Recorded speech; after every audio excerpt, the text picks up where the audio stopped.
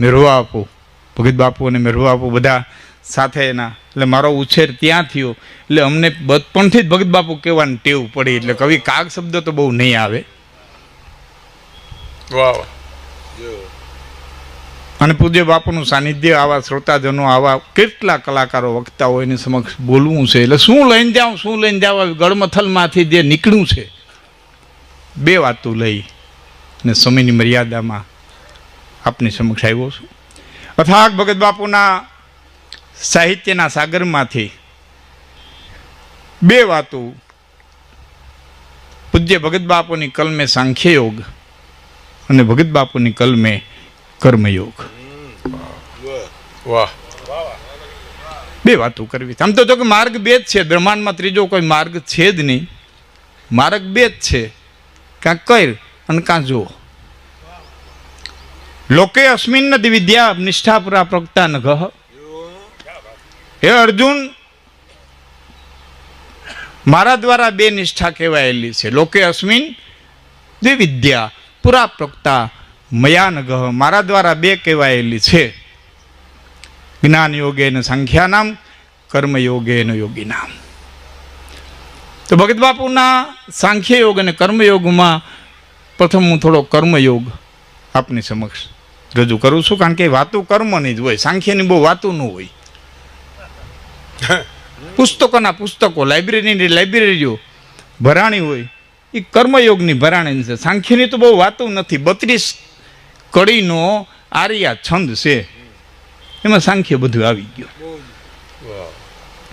બાપુ 32 કડીનો આર્યા છંદ સાંખ્યકારિકામાં છે. જેમ 84 સૂત્રોમાં નારદનું ભક્તિ સૂત્ર આવી ગયું, એમાં 32 કડીમાં સાંખ્ય બધું આવી ગયું. વાતો કર્મની જ હોય, જાજી વાતો કર્મની હોય. તો ભગત બાપુ કવિશ્રી કાગનો કર્મયોગ, એક શબ્દ કવિને જરાક હું મારી ભાષામાં કહું તો કવિને પરમાત્માએ માણાથી નોખો ગણ્યો, મનુષ્યોનીથી નોખો ગણ્યો. ગીતાના વિભૂતિ યોગની માલિકો કીધું છે કવિના મુસના. કવિઓની અંદર હું શુક્રાચાર્ય છું. નકર મનુષ્યમાં રાજા છે એમ કહી દીધા પછી નોખો કાઢવાની કઈ જરૂરિયાત નહોતી. પણ મનુષ્યને કવિની યોનિમાં લીધો નથી. કવિના મુસના, કવિઓમાં હું શુક્રાચાર્ય છું. બાપુ વાંચ્યા પછી ગળમથલ થઈ કે મહાકવિ તો વાલ્મીકી, વેદનો વિસ્તાર કરનાર વ્યાસ, 18 પુરાણ લખનાર વ્યાસ, સંહિતાઓ લખનાર ભૃગુ, અરે શુકલ યજુર્વેદ દેનાર યાજ્ઞવલ્ક, ન્યાયિકો વૈશેષિકો પાતંજલિ, સાંખ્ય, ઉત્તર મીમાંસા, પૂર્વ મીમાંસા, જૈમિની, ગૌતમ, કપિલ, કોઈનું નહીં. અને શુક્રાચાર્ય કેમ? શુક્રાચાર્ય તો દૈત્યોના ગુરુ, વિષ્ણુનો વિરોધી. પધાર. બલી વચન દેવાનું કે ના પાડે કે વિષ્ણુ છે દેતો નહીં. નાડકામાં બેસી જાય, જારી લેવરાવા ન દે.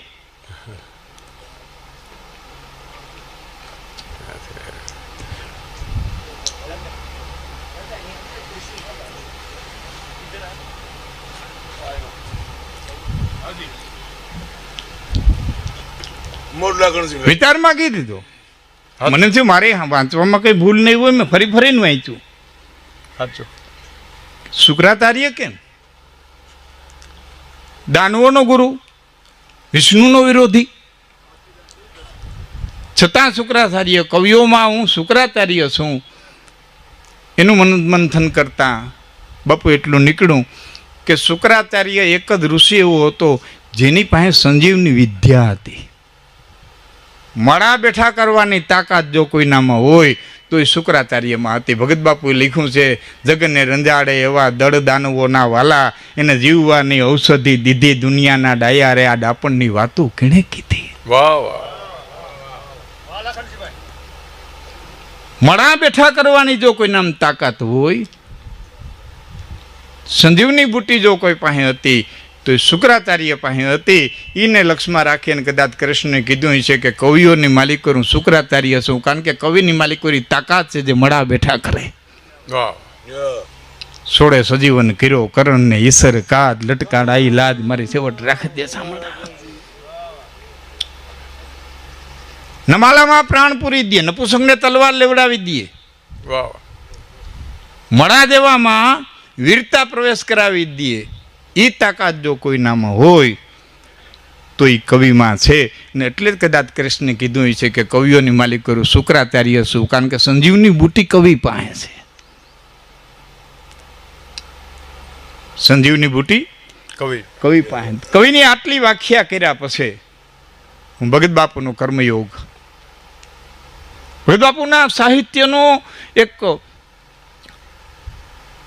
અથાગ તાગ ના આવે એવી ખાણ, એ ખાણની માલિકો પડેલા હીરાની માલિકો અમુક અમુક ભજન, અમુક અમુક છંદ, અમુક અમુક દુવા એ કોહિનૂર જેવા છે. બધું ખાણ હીરાની છે પણ કોક કોક કોહિનૂર જેવા છે. અને એમાંનું કોહિનૂર જેવું ભજન બહુ પ્રખ્યાત. તારા આંગણિયા પૂછીને કોઈ આવે આવકારો મીઠો, આપજે કાને સંકટ કોઈ સંભળાવે, બને તો થોડુંક આપજે. કેમ તમે આવ્યા છો એમનો કહી દે, એને ધીરે રે ધીરે તું બોલવા દીજે. વાત એની સાંભળી અને આડું નો જોઈ દે, એને માથાલું હલાવી અને હોકારો તું. બહુ બહુ પ્રખ્યાત ભજન. પણ ઘણી વખત હું બને એક પુસ્તકની માલિક હોય, એક પ્રકરણ મજાનું હોય, કોહિનૂર હોય. વાલ્મીકમાં સુંદરકાંડ, માફ કરતો, તુલસીમાં સુંદરકાંડ, રામાયણમાં સુંદરકાંડ. આખા ગ્રંથમાં એક કોહિનૂર હોય, એક પ્રકરણ કોહિનૂર હોય. ઘણી વખત એક પ્રકરણમાં એક ફકરો કોહિનૂર હોય, ઘણી વખત એક ફકરામાં એક લીટી કોહિનૂર હોય, જેમાં આપણે અંડરલાઈન કરીએ અથવા તો નોખી ટાંકી લઈએ. ઘણી વખત એક લીટીમાં એક ચરણમાં અડધાલી કોહિનૂર હોય. સમૃદ્ધ કો નહીં દોષ ગોસાઈ, અડધાલી ચોથો ભાગ છે, અડધાલી કોહિનૂર હોય. તો ઘણી વખત અડધાલીમાં એક શબ્દ કોહિનૂર હોય, એક શબ્દ કોહિનૂર હોય. મહામુનિ વાલ્મીકે લખ્યું, મહારાણી કૈકેયીની દાસી મંથરા અકારણ અગાસી ઉપર ચડી. પ્રાસાદમ ચંદ્રકાશે આરુરહ યદ્રથયા. બાપુ આમાં કોહિનૂર જેવો શબ્દ યદ્રથયા. અકારણ અગાસી ઉપર ચડી. યદ્રથયા ગીતામાં વપરાણું, યદ્રથયા ચોપનમ સ્વર્ગ દ્વારમ વપાવૃતમ. વાહ. એને ખબર નથી અગાસી પર હું કરવા જાઉં. અકારણ અગાસી ઉપર ચડી. કોક નિયતિ, કોક બળ, કોક તાકાત એને અગાસી ઉપર લઈ ગઈ. આમાં કૌશલ્યાના દાસી ઊભા. પૂછ્યું, બેન કેમ એટલી બધી હરખમાં ઊભી છો? અને કૌશલ્યા આટલું બધું દાન શેનું આપે છે? રામ માતા પ્રેયછતી, આટલું બધું ધન હું કરવા આપે છે? તું કેમ એટલી પીળી હાડી પહેરી અને ઊભી છો? એટલે હામાં કૌશલ્યાના દાસીએ કીધું, તને ખબર નથી રામ રાજા થાય હે કે રામ રાજા થાય? એ મોઢું મેળી અને નીચે ઉતરી, પછી હું બન્યું તમારી મારી નજર સામે છે. પણ વાલ્મીકી હું એટલું કહું કે અકારણ અગાસી ઉપર ચડી. મનમાં કાંઈ નો. હવે વાલ્મીકી તમને મને વિચારતા કરી દીધા કે મૂકી દો. અને અગાસી ઉપર કોણ લઈ ગયું? દશરથનું મોત લઈ ગયું, કૈકેયીનું વિધવાપણું લઈ ગયું, લંકાનું દહન લઈ ગયું, સીતાનું હરણ લઈ ગયું, મારીતનું મરણ લઈ ગયું, હનુમાનનું મિલન લઈ ગયું, ઋષિઓનું તપ લઈ ગયું. કેવટનું નાવ લઈ ગયું, સબરીન ભક્તિ લઈ ગઈ, વાલ્મીકે તમારે જેટલું ઉમેરવું એટલું ઉમેરવું, હું કહું અકારણ અગાસી ઉપર ગઈ. વાહ લખણસિંહભાઈ વાહ. કોણ ખેંચી ગયું? કયું બળ ખેંચી ગયું? કઈ નિયતિ ખેંચી ગઈ? કઈ તાકાત ખેંચી ગઈ? વાલ્મીકે તમે વિચારે રાખો. એક શબ્દ મહત્વનો, એક શબ્દ કોહિનૂર.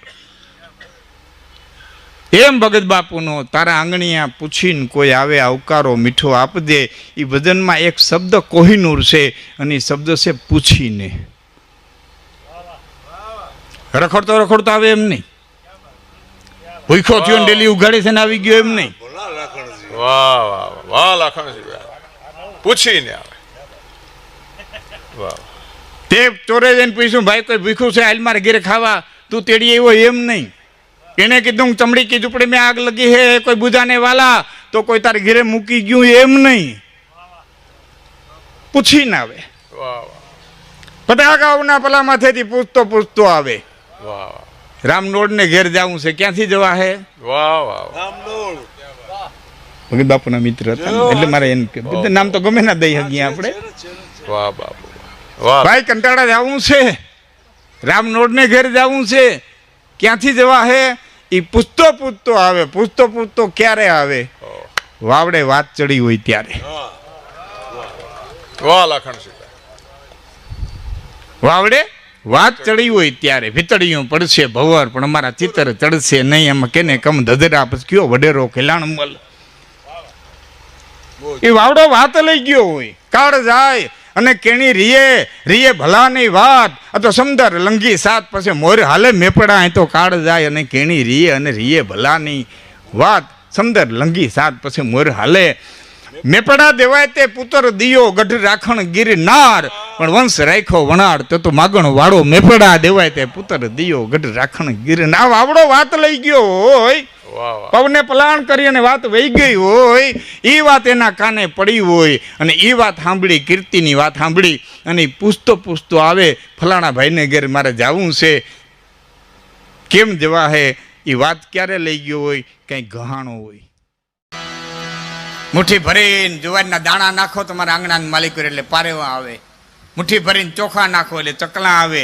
2 મણ લીલું નાખો તો માં ગવેત્રી આવે. મુઠ્ઠી ભરીને હાથા મોતી નાખો તો કદાચ ને રાજ હંસાવો હોય તો આવે. અને એના આંગણાના માલિકો ઉકેડો કરો એટલે ગધેડા પાટું આવે.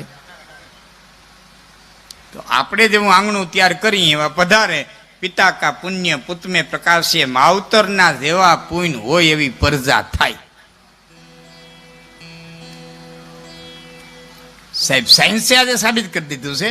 અને એને હું મારી સાદી ભાષામાં કહું તો 7 પેઢી બાપની અને 7 પેઢી માની 14 પેઢીના લક્ષણો જીન્સ આવે.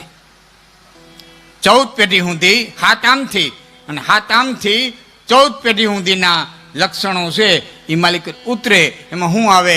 આંખની નમણાઈ આવે, નાકની નમણાઈ આવે, રૂપ આવે, રંગ આવે, વાન આવે, ઊંચાઈ આવે, આયુષ્ય આવે, બુદ્ધિ આવે, કર્મ આવે, નાગડદાઈ આવે, લૂંચાઈ આવે, દાતારી આવે, જે હોય બધું આવે.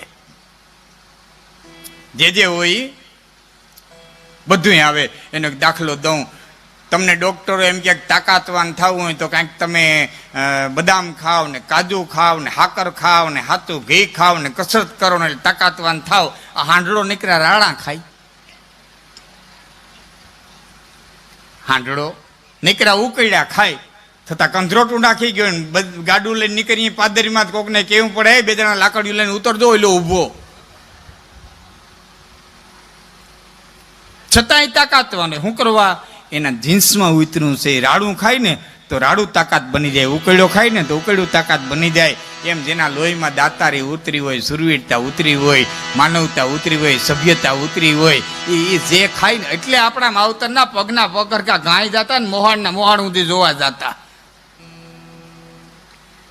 આ પ્રસંગ મેં એટલા માટે લીધો, મારી સામે એક પટેલનું ઘર અને વારંવાર મને કીધે રાખે કે તમારામાં આ ફોઈવા ભત્રીજી દેવાના રિવાજ છે બરોબર છે, ફોઈવા ભત્રીજી દેવાના રિવાજ છે બરોબર છે, અમને બરોબર લાગતું નથી. ત્યારે મેં એટલું કીધેલું બરોબર છે કે નહીં એની મને ખબર નથી, પણ એક વાત નક્કી છે કે કુંતાજીની પાછળ સુભદ્રાજી દેવાણા હતા, અને સુભદ્રાજીની પાછળ પાછા સુરેખાજી દેવાણા હતા. 3 પેઢી હું દે. ભગવાન કૃષ્ણે આ રિવાજ રાખ્યો હતો, એટલે કૃષ્ણ કરતા હું ડાયો નથી એટલી મને ખબર છે. એટલે આમાં જેટલા માવતર બેઠા છે એને તારણ તરીકે એટલું કહું છું, ભાણેજ ભલે થોડોક દુબળો હોય, ભલે 2 વીઘા ઓછી હોય, ભલે 2 ઘરેણા ઓછા હોય, કદાચ ને ભલે 2 મકાન ઓછા હોય, કદાચ ને દીકરી કરતા 2 ચોપડી ઓછો ભણ્યું હોય, પણ એક તારણ તરીકેના શબ્દો યાદ રાખજો કે બેનનું લોહી છે એ હાડમાં નહીં જાય, હાડમાં નહીં જાય, હાડમાં નહીં જાય. બેનનું લોહી છે, પોતાનું લોહી છે. હા, આટલું જ કરી જવાનું છે અહીંયા. મેં કીધું હારા વ્યા ગયા છે. અને એને આમાં મજા છે કઈ તો જ કૃષ્ણે રિવાજ રાખ્યા હોત.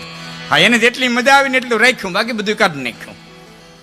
હા, 5,500 વર્ષ પહેલા આવ્યો, એને જેટલી મજા આવી ને એટલું એને રાખ્યું. હા, બાકી બધું જાતો એવો દ્વારકાધીશ. તો કાંઈક નક્કી કરું કાજી દ્વાર. જોકે આમ તો તીર્થસ્થાનોમાં જાય ને કે નક્કી કરીને આવવું જોઈએ. હા, ગંગાજી નાવા એક કુટુંબ ગીતું ઘેરે આવીને પછી વાતો કરતું તો ગોરબાપાએ આપણું રાખ્યું બહુ, ગોરબાપાએ આપણું રાખ્યું બહુ, ગોરબાપાએ આપણું રાખ્યું બહુ. ત્યાં ઝીણકા છોકરાની વહુ બોલી કે આપણે ગોરબાપાને ઘણું રાખ્યું, 2 ટબુડીઓ રાખી, 2 ધોતિયા રાખ્યા, 1 તરભાણું રાખ્યું, હું ક્યાં પાછા દે આવી. હવે ગંગાએ નાઈ આવે ને ગોરના ટકા કરી આવે એ બીજાને મૂકે. એ તો દાથારી સુરવીરતા એ તો જીન્સમાં ઉતર્યું હોય. હા, અહીંથી અમે દાતારીની વાતો કરીને કાલે આમાં કોઈ લોભીઓ બેઠો વિચાર કરે કાલથી દાતારી શરૂઆત કરી દે. ભૂલે ન ખાતા કોઈ દહિયું નો દઈ ગો તો બેઠા હોય ત્યાં સુધીનો તાવ હોય. જેને ખોરડે 4 પેઢીના પૂન ભેળા થાય ને એક દાતાર જન્મે. 4 પેઢીના પૂન ભેળા થાય ને એક દાતાર જન્મે. જેને ખોરડે 7 પેઢીના પૂન ભેળા થાય ને મંગલનાથજી જેવો એક સંત જન્મે. 7 પેઢીના પૂન ભેળા થાય ત્યારે એવો સુપાત્ર સંત આવે. અને જેને ખોરડે 101 પેઢીના પૂન ભેળા થાય તેથી અખિલ બ્રહ્માંડનો માલિક ને પગલિયું પાડવા માટે થઈને આવે, પગલિયું પાડવા માટે થઈને આવે. અને એ માટે થઈને કવિ કાગને પણ એમ કેવું પડે કે કાગ ફળિયા માર મે એવો લોડવાણો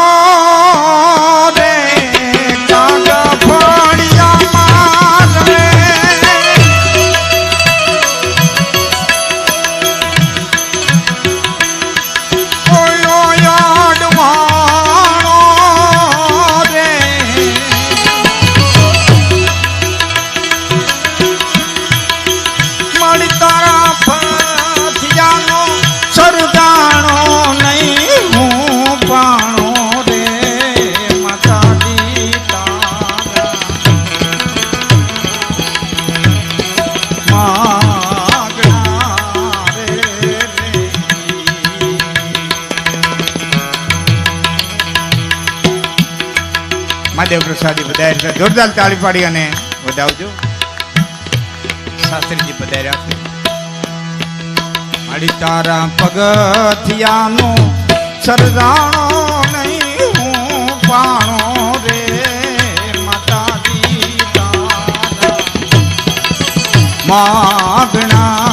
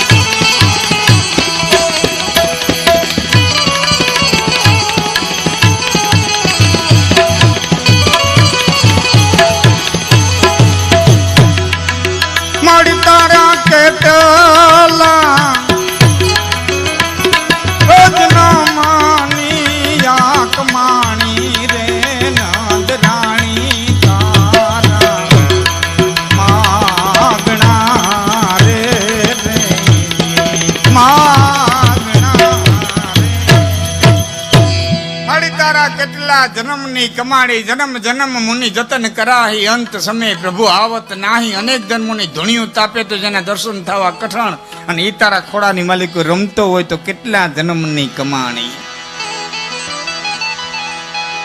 અકબરની સભામાં એક વખત પ્રશ્ન પૂછાણો તો જગતના પટમાંથી ભીખાઓમાં પ્રશ્ન પૂછાણો કે જગતના પટમાંથી સુખીમાં સુખી, ભાગ્યશાળીમાં ભાગ્યશાળી કોણ? ભાગ્યશાળી માટે થઈને પ્રશ્ન પૂછાણો હતો. મીડિયાવાળાને બધા ભાઈઓને હું વિનંતી કરી હતી, સંગીત આવે તે બધું લઈ જાઓ ને ભાઈ, થોડું થોડું જ્યારે જ્યારે સંગીત આવે ને ત્યારે લઈ જાઓ. ભાગ્યશાળી કોણ? જેની પાસે ધન હોય કે ના, જેની પાસે બળ હોય કે ના, જેની પાસે પદ હોય કે ના, જેની પાસે સત્તા હોય કે ના, જે હામટા ભાઈઓ હોય કે ના, હામતો કુટુંબ હોય, ત્યાં દુનિયામાં ભાગ્યશાળી કોણ? તેથી રસખાનજીએ કીધું હતું કે મહારાજ ભાગ્યશાળી હોય તો એક ઠેકાણે મને જોવા જડ્યા છે કે ઈ કોણ? कैसेस महेश गुणेश दिनेश सुरेश हुजाहि निरंतर गावन यादि जनादि अनंत यखंडीय वेद वेद सुवेद बतावे. नारद से सुख व्यास रटे पजहारि पुनीत उपारन पावे. ताहि अहीर किछो हरिया छछिया भरी छाछ पे नाच नचावे. ताहि अहीर किछो हरिया. બ્રહ્માજીના ગુણ ગાય શેષ મહેશ ગુનેશ દિનેશ. વ્યાસ લખી લખીને થાકી જાય છતાં જેનો પાર ન પામાય એ પરમાત્માને આયરની છોકરીઓ સાહીના વાટકા હાટું થઈને ગોકુળના પાદરમાં નચાવતી હોય તો આનાથી મોટું ભાગ્યશાળી જગતના પટમાં થાય કોઈ નથી. આથી મોટું કોઈ ભાગ્યશાળી નથી. તો જે ભક્તિ કરી શકે છે એ ભાગ્યશાળી છે. હા, હું એના માટે થઈને એક સામાન્ય દાખલો ઘણી વખત દઉં. આ મારી સામે જોકે ઘણી બધી કથાઓમાં કાર્યક્રમ મેં કર્યો છે, પણ ટાઈમને અનુકૂળ ઘણી વખત ન બનતો. પણ આજ શાસ્ત્રીજી પધાર્યા છે મારા કાર્યક્રમમાં, હું ખૂબ રાજી થયો છું. અને બહુ મોટા વિદ્વાન વક્તા, પોતે પીએચડી થયેલા. શરૂઆતમાં મેં આપ જે જાણ કરી, જમતા જમતા જ મેં કીધું હતું બહુ સુંદર વક્તાની પસંદગી કરી છે. બાકી તો આ બધું તો અમારા માટે તો આ બધું સામાન્ય.